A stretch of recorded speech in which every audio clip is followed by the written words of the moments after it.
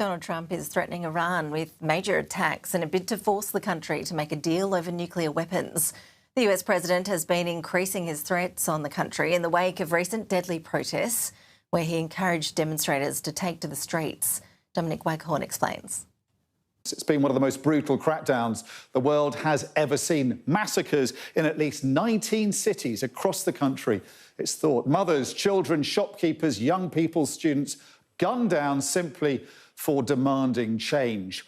The unrest has been crushed for now at least, but the US is still moving warships into strategic positions in the Gulf. We have a big force going toward Iran.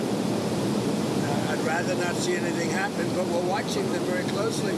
We have an armada. We have a massive fleet heading in that direction, and maybe we won't have to use it. We'll see.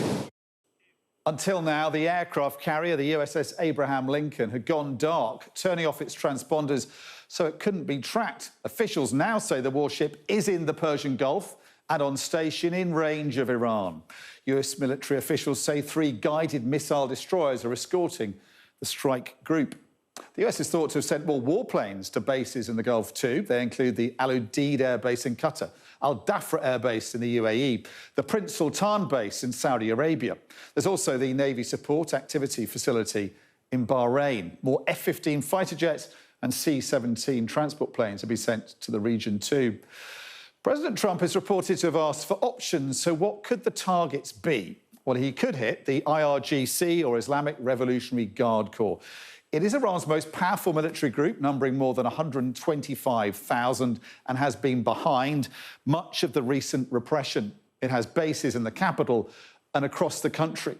He could strike targets linked to Iran's nuclear and missile programs, like it did in last June's US-led Operation Midnight Hammer, or economic targets, oil and gas facilities essential to the country's already collapsing economy. Or he could strike at the top, targeting the supreme leader, Ayatollah Ali Khamenei. That's not thought very likely. If Trump gives the go-ahead, what would be the consequences? Well, Iran's military is sounding defiant, a commander warning the finger is on the trigger. This mural's gone up in Tehran, threatening America with the words, "If you sow the wind, you will reap the whirlwind." It could order its proxies to strike back, like the Houthis in Yemen. They recently released this video warning of more attacks on ships in the Red Sea. More likely would be targeting US allies in the Gulf, which could send the price of oil soaring, which would affect all of us. Israel could also be affected, with Iran potentially launching an offensive towards the nation it calls Little Satan. Airlines are also preparing for possible disruptions, with some airlines cancelling routes there and across some airspace in the Middle East. The biggest blowback to any military action, though, would be rallying Iranians behind their hated governments like any other when it's attacked by the enemy.